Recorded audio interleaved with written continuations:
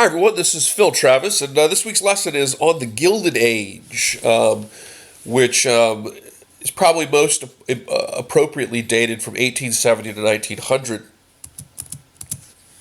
The Gilded Age refers to a time period in which we see the emergence of a new level of wealth in the United States. The Industrial Revolution births the original millionaire, and it was a period in American history dominated by issues of wealth inequality, of political corruption because of money in politics. It was a period in which the Northeast, really dominated the nation in terms of economics and manufacturing. It was also a period of time in which the United States really became a world leader with respect to the production of steel, and also other areas of manufacturing, and of course just general inventions. The term gilded, which is usually associated with the coining by Mark Twain, really refers to something that is plated, silver plated or gold plated. And this was meant as a critique of the Gilded Age because it was, on one side, a period of incredible prosperity, incredible wealth, incredible inventions, and important developments. But if you look deeper below that shiny surface, you found that there were some very, very, very serious problems of the day. Social problems, for example, issues of wealth inequality, issues of political corruption associated with money in politics. Ultimately, it was a period of a very unregulated industrial capitalist system, not completely unregulated, but more than has ever been the case since, in which the so-called captains of industry, J.P. Morgan, John D. Rockefeller, and so forth, were able to form huge monopolistic trusts, and these ultimately left workers, farmers, and the government, and also the middle class as well, which was a very small middle class at this time. We don't have the huge middle class that you'll see emerge in the 20th century. But it really left them under the sway of a handful of the most powerful corporations and individuals in the country's history. And so the age became really an age about how to solve this. The dilemma of the age is how to deal with this. We have this tremendous prosperity in one lens of analysis, but the consequence is environmental destruction. It is huge wealth inequality.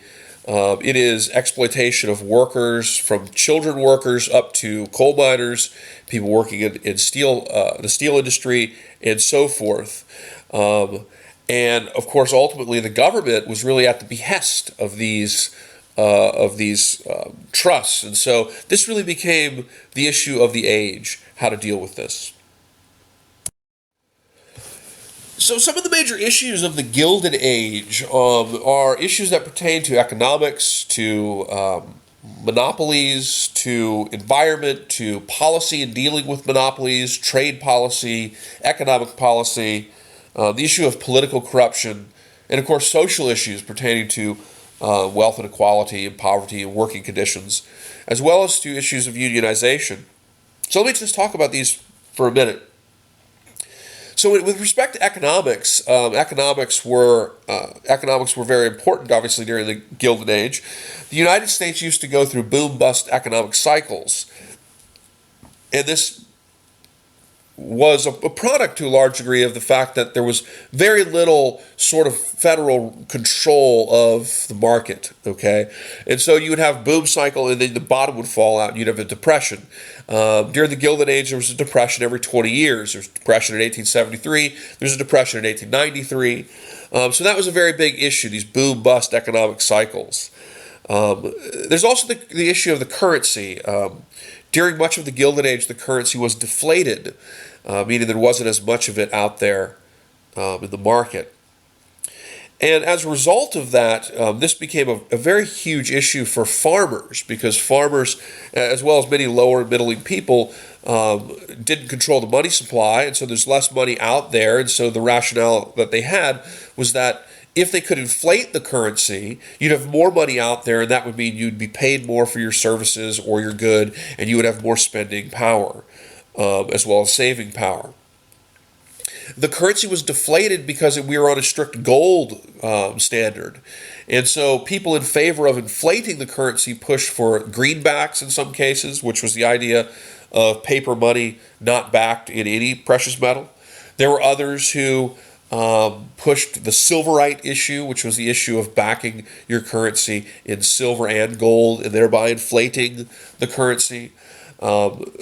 Deflationary approaches were defended by the government, who was largely influenced by monopolies and trusts, and also, of course, by the big monopolies and trusts, the industrialists and the banks, who did not want to get rid of the deflated currency. In the eyes of many of them, that would mean that their money, which was owed to them by farmers who were in debt, was then worth less, effectively.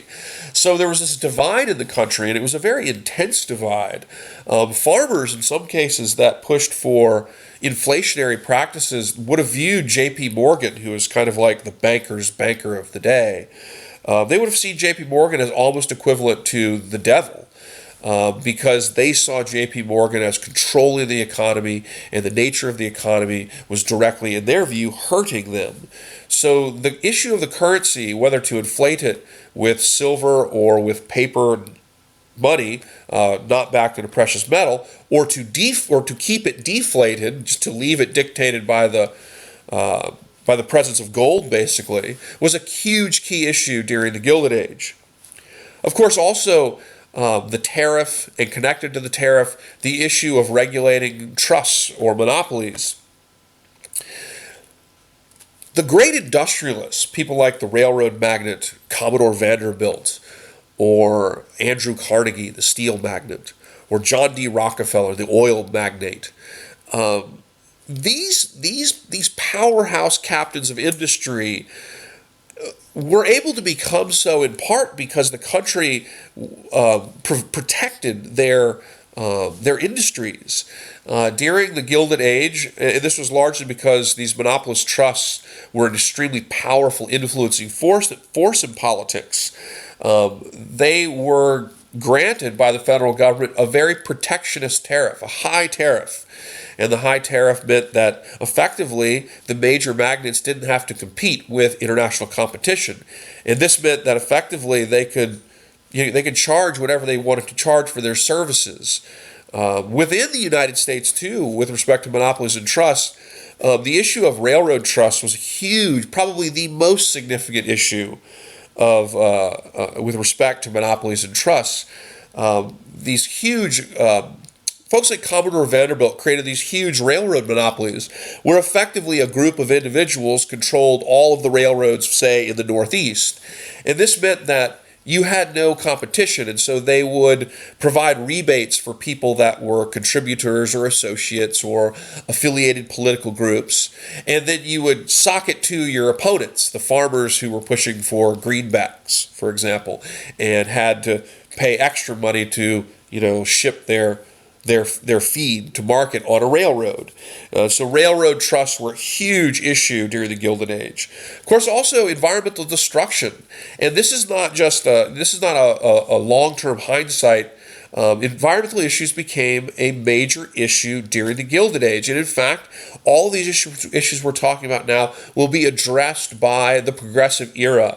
Led in the White House by, of course, the man who named the White House, Teddy Roosevelt, who became president in 1901. And he very much understood the danger of environmental damage caused by deforestation and mining. It's, of course, during this time period that you'll have the Sierra Club founded, one of the premier environmental advocacy agencies during the period. The Gilded Age is also associated with tremendous political corruption. The politics of the age was dominated by the patronage system. And this was basically a system whereby people donated to campaigns, contributed to campaigns, and in exchange for this received government positions.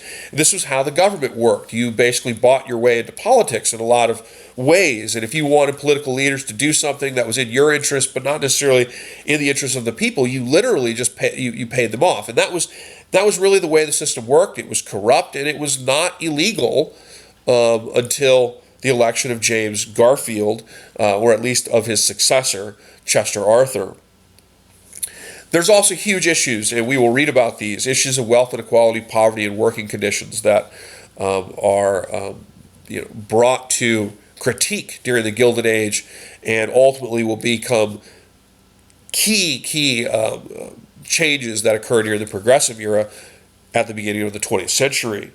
Unionization too. Unions, by the way, organized labor during the Gilded Age was a huge issue. And organized labor, while we began to see groups like the American Federation of Labor, for example, or the Knights of Labor, labor was in many cases struggling to unionize, especially unskilled labor. So coal miners or steel workers possessed difficulty with creating really functioning unions because they were mass production, mechanized types of jobs. They were considered to a large degree unskilled labor.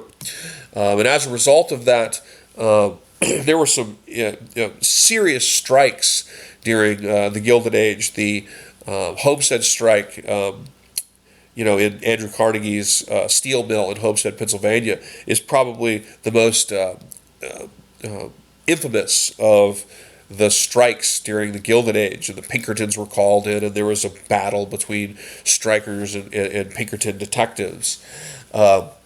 But unions were not supported by the government or considered in many cases to be legal.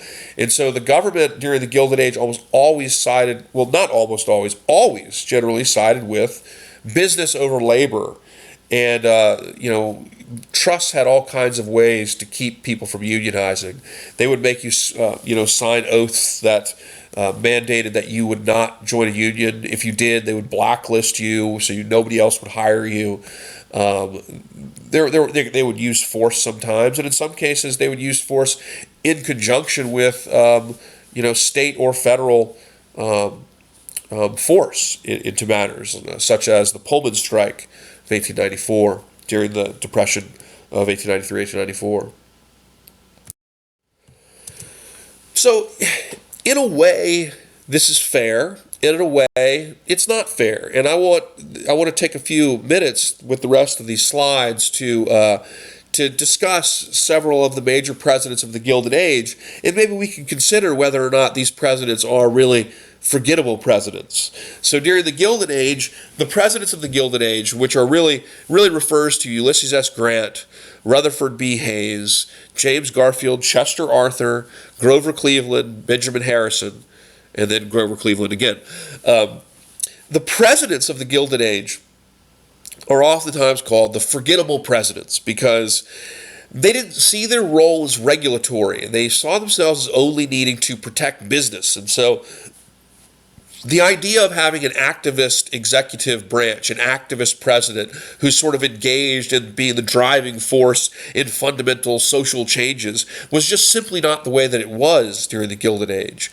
Most presidents generally saw their job as overseeing the organized and smooth operation of daily business. It wasn't their job to promote or push the promotion of programs to help workers or push the promotion of programs to improve environmental conditions or these types of things. They did not see themselves as regulatory. However, I think that calling them forgettable presidents might be a little bit unfair because while it is true that characterization is accurate, I think we can look at the presidents of the Gilded Age and we can see that even though maybe they didn't do as much that we remember as Teddy Roosevelt or Franklin Roosevelt or Woodrow Wilson, they did nonetheless usher in some very, very significant changes. And so whether or not we should consider them the forgettable presidents is something in the next few slides as I take you through these various presidents, something maybe we should reconsider. Of course, also, which we won't be talking about in this section, I wanted to also just point out that this is also the period of really the tragic conclusion of the wars in the American West with Native Americans, particularly the Great Sioux Wars that will, of course, end in the massacre of Wounded Knee towards the end of the Gilded Age. And of course, In the 1770s, of course, there is the infamous Battle of Little Bighorn, where George Armstrong Custer and his soldiers were destroyed by a Sioux army in the Great Sioux Wars.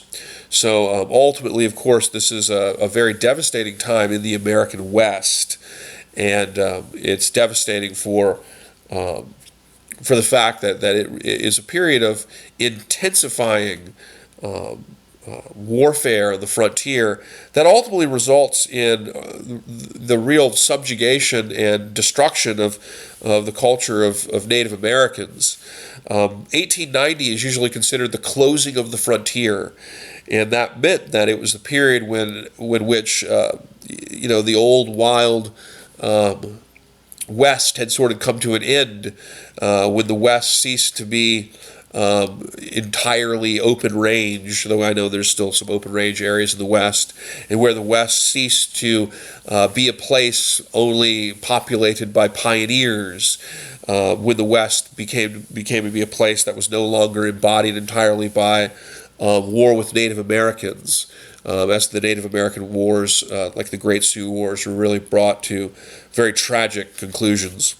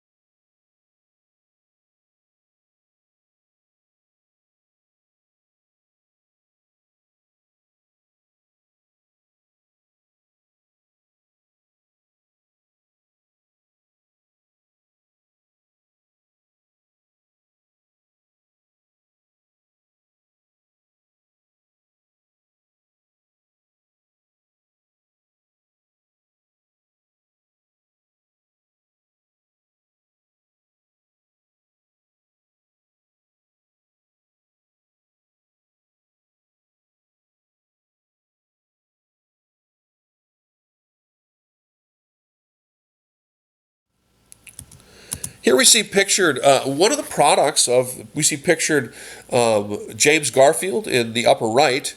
He was elected president in 1880, and he didn't serve out 1 year of his term because he was assassinated by Charles Guiteau, who's pictured here to the left.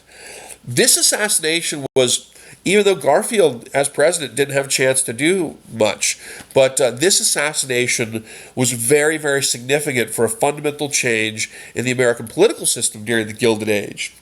So Garfield was an individual who won his presidency to a large degree on the basis of the idea that he would not kowtow to the patronage system.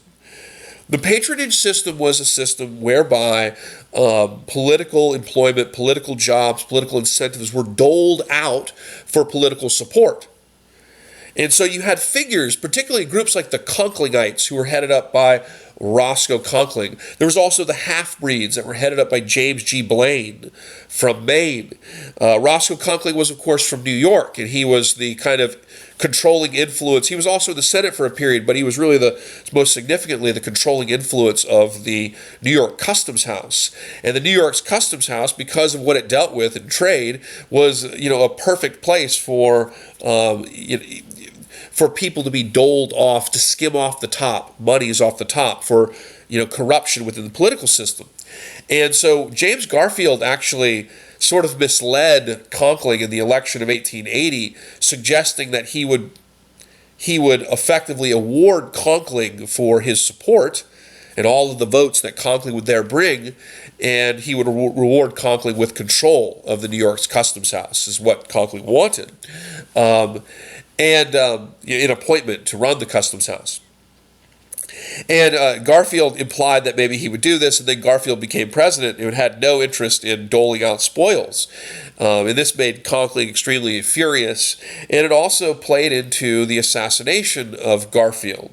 The way this system worked, people went to the White House and to the Capitol. They waited out in the lobby, and they had conversations. They talked with political figures. They expected to have meetings. This was a period where still the president is more available to more people still. And Charles Guiteau was a mentally unstable individual who believed himself to have been supporting Garfield as a Conklingite, and ultimately Guiteau is incensed by the fact that Garfield ignores him and has no intention of doling out the spoils of patronage to him, which he believes he is due.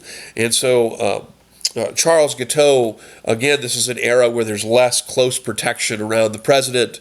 The president was more the first citizen, I suppose, if you will, than he was this kind of individual that there was sort of a tremendous amount of protection and isolation with. Of course, one could also say it's surprising that we didn't learn this because of Abraham Lincoln's assassination only 15 years, basically 15 years, 16 years prior. Guiteau will follow James Garfield to the train station, and he will shoot him in the back.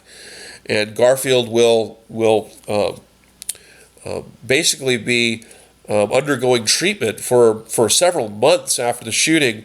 He will ultimately succumb to infection, and his death is largely attributed to the malpractice of his doctor, who insisted on controlling the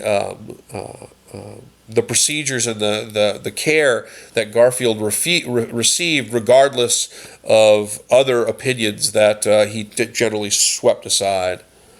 However, the assassination of Garfield was very, very significant because Garfield's death brought to the presidency the vice president, Chester Arthur. And Chester A. Arthur was kind of a playboy. Chester A. Arthur was a product of the Conkling machine. He was a person who had taken the spoils from Conklingite influence and things like the New York Customs House. And he became president, and it very much seemed like Chester Arthur is going to be a sort of do-nothing president who will just take the spoils from the spoil system. He'll appoint Roscoe Conkling to run the New York Customs House, and it'll be business as usual. But instead, Chester Arthur was deeply incensed and upset by the nature of the death of James Garfield. And as a result, Chester Arthur would be a motor for reform, and he will push through the Pendleton Act.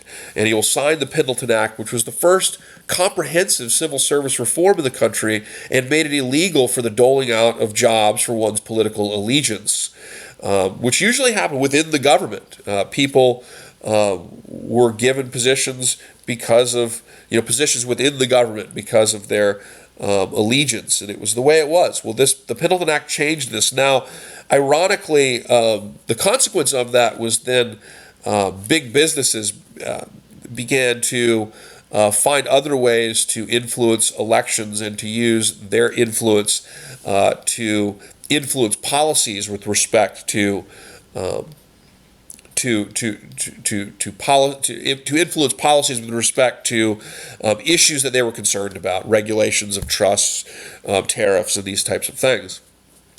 And so by the end of the decade, you have the emergence of the $1 Million Congress, and that was a reference to big money in Congress. And so Chester Arthur pushes through a very important reform, but in a lot of ways it didn't really change the core issue of money influencing politics.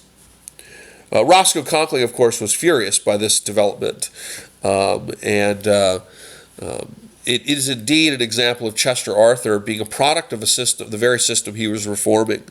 Arthur, by the way, was not married in the White House, and his sister actually acted as First Lady in the White House. He also began a modernization of the U.S. Navy, which is very rarely ever talked about, but is very significant, especially when it came to the development of American empire, of expanded American power following the Spanish-American War of 1898. Grover Cleveland was the first Democrat to be elected to the presidency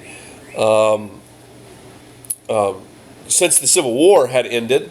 Grover Cleveland came to the presidency largely emboldened by the sense that he was a good and honest leader. He ran against James G. Blaine from Massachusetts, from Maine, and the campaign slogan that was used against Blaine was "Blaine, Blaine, James G. Blaine, Continental Liar from the state of Maine."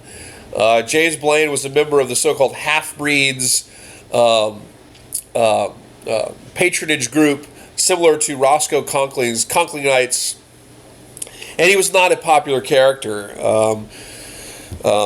So Grover Cleveland, who was referred to, by his supporters as Grover the Good, becomes a president associated most with some interesting factoids. He's the only president married in the White House. He married a college student in the White House, and off the top of my head, I'm pretty sure he was 50 years old. Only president married in the White House. Grover Cleveland is also the only president to serve 2 non-consecutive terms. He served from 1884 to 1888, and then he served from 1892. His election. So 1885 to 1889, 1893 to then 1897. He was elected. The elections are in even years, and inaugurations are in the odd years. But Cleveland's presidency, while it embodied some hope for people that supported him, he was supported by a number of people that were silverites, promoting the idea of inflating the currency with silver. He was also supported by individuals who wanted him to lower the tariff. People that supported less protectionism out of the hope to bring prices and costs down due to competition. Of course, these were opposed tremendously by wealthy industrialists and bankers. Both of those. Grover Cleveland would reduce the tariff in his first term as president, but it was so controversial it really cost him the election in 1888.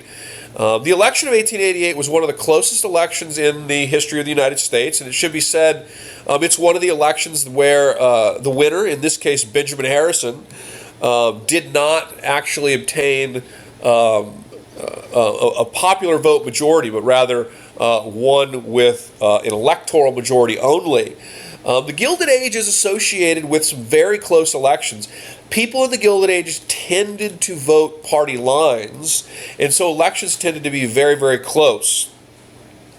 In 1876, of course, when Rutherford B. Hayes defeated Samuel Tilden, that election was thrown to the House of Representatives, and Hayes was given the presidency basically by the House of Representatives.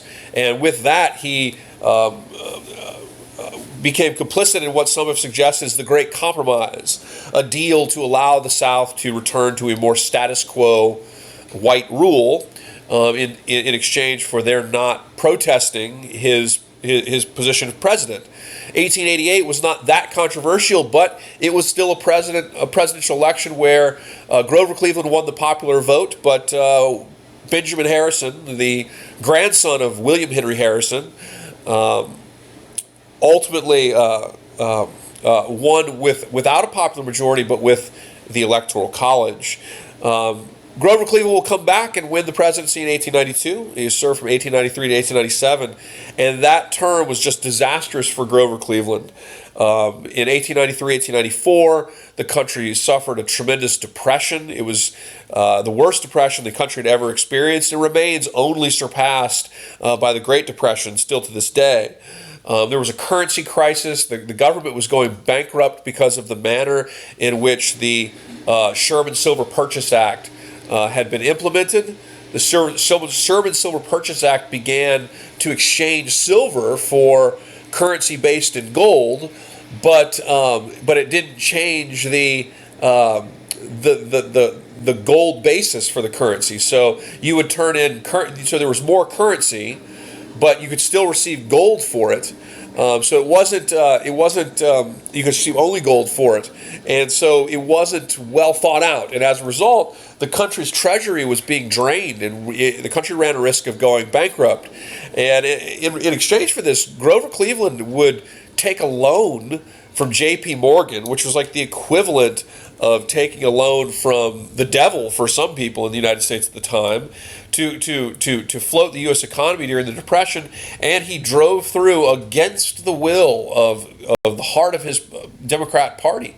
He drove through a repeal of the Sherman Silver Purchase Act, which had been seen by many civil-rights as, you know, a triumph of that particular issue.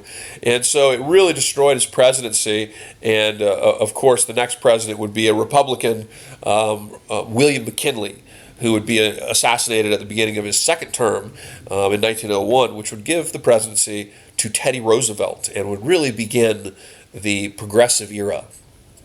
It should be noted, though, that Grover Cleveland was the president when the U.S. passed the Interstate Commerce Act of 1887.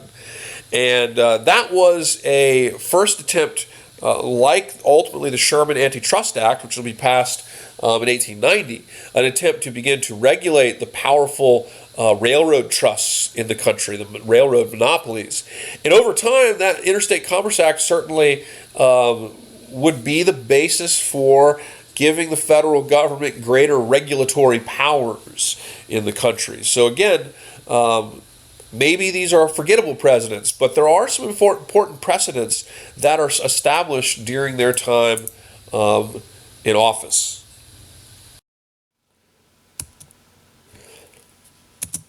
Benjamin Harrison was the last president of the Gilded Age. I mean, he wasn't really. Grover Cleveland's non-consecutive second term was, but in terms of a different individual, Benjamin Harrison was elected president he served as president from 1889 to 1893, and he came to power really in the first big money election.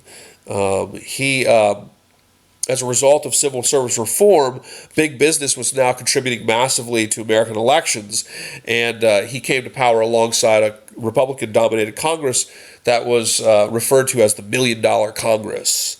And during Harrison's presidency, the government went to great lengths to protect industry. He pushed through a high and very protectionist tariff, though Congress did pass the Sherman Antitrust Act in 1890, and while it didn't really serve much of a purpose initially, it would ultimately become the basis for the famed trust busting of Teddy Roosevelt and other progressives in the early 20th century. So I want to show you just a few pictures here. I won't spend a whole lot of time on these, but I want to show you what the Industrial Revolution looks like for many people. These pictures are from New York City, and they're from a what you call a muckraker's journalistic work. Muckrakers at this time in the United States were individuals that were investigative journalists, basically. And this is from an individual named Jacob Riis, and he was a photographer, and he made a book. And the book was based on photographs of all of the poor communities that he went and visited in New York City. And it's called How the Other Half Lives. Here you see child poverty in the city. Kids were not only orphaned, oftentimes because poor people, died younger. Even though more people are living longer, if you were poor and you lived in a tenement house, you were much more likely to die of something like tuberculosis. And so you had a lot of orphans on the streets of New York. And these orphans sometimes engaged in street crime, and it was a real problem in the city. Here you see several people outside of a tenement house in New York. The tenement houses were dirty, they were overcrowded, they were disease traps. They were poorly ventilated. There was one facility in terms of the bathroom on a floor, okay? So everybody on an entire floor used the same toilet. It was poorly ventilated. So if somebody got tuberculosis, everybody got tuberculosis. They tended to burn down. They were absolute death traps.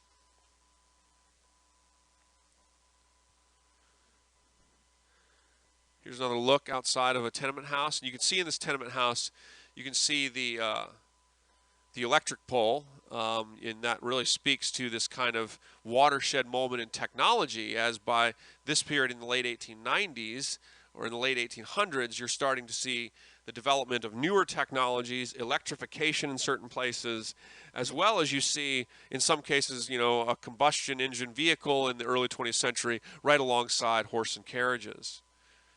Of course, these are horse and carriages here, but this is late 1890s before you would be seeing cars on the street. Here is a family inside a tenement house in New York City. Many Americans came from southeastern Europe to find the American dream, and they were not well received. The population in the United States was very xenophobic to anything that was kind of outside what they thought, America was. Meaning, if you were outside of the kind of parameters of Western European, people immediately, and oftentimes, like just simply white Anglo-Saxon Protestant, people oftentimes treated you very unfairly and discriminated against you. Irish were discriminated against for being Catholics. Southeastern Europeans were discriminated against for being Orthodox and for seemingly being very culturally different. Italians were discriminated against. Jewish people were discriminated against. Of course, Asians were discriminated against, particularly on the west coast of the United States, was where you found the highest population of Asian Americans, in addition to, obviously, the discrimination faced by African Americans. So the immigration, the kind of increasing interconnectivity caused by the Industrial Revolution, also creates a sort of crisis in the United States as people struggle with how they construct national identity. And at this time in the United States, many people constructed national identity around their perceptions of race. People often constructed national identity around whiteness. And that was, if you were determined to be a white person, it was really only through that many people regarded you as able to truly be an American. Here's another look inside of a tenement house, and you can see how the other half lives, a crowded, packed tenement house.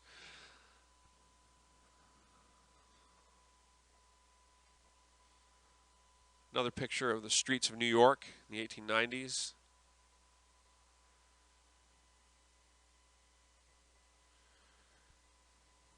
Just another example of extreme poverty in Gilded Age America, Industrial Revolution America.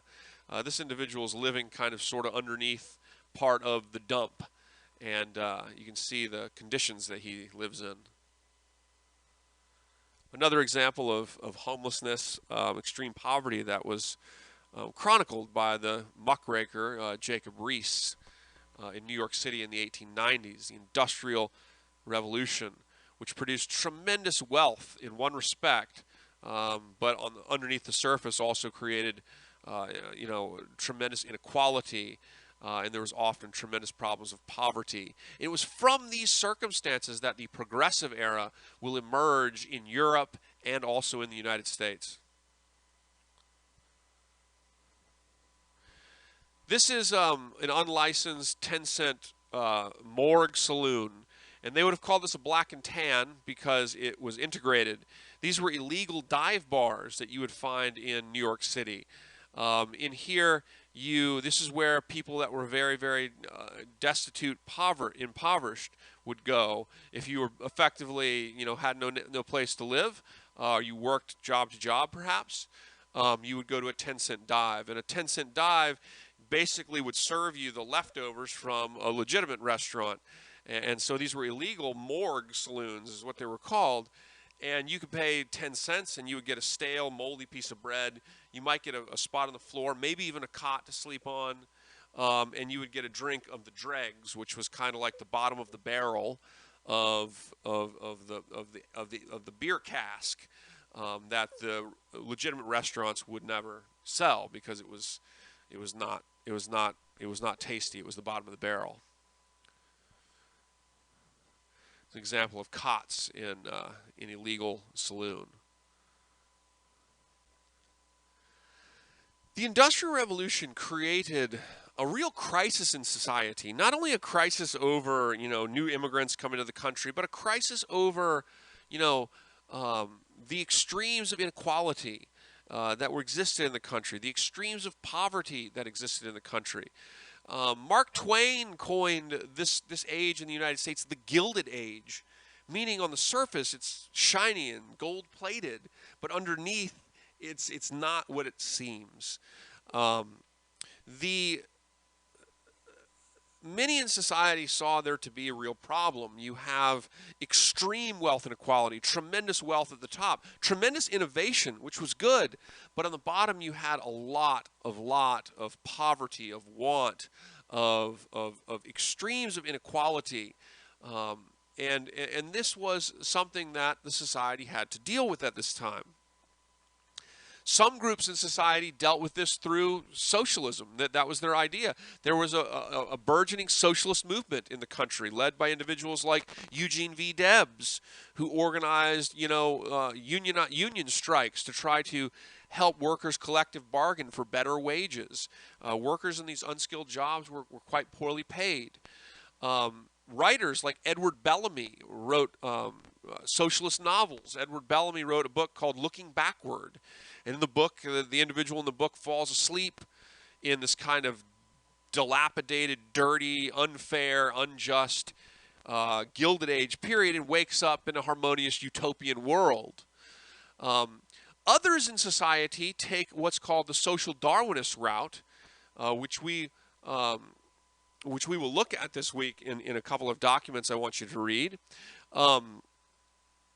The social Darwinist debate was basically that you shouldn't do anything, that this was sort of the law of nature was what individuals like Graham Sumner and Herbert Spencer argued. They said, look, they said the most natural law of nature is competition, and the people that are thriving the most are doing it because they're the most competitive.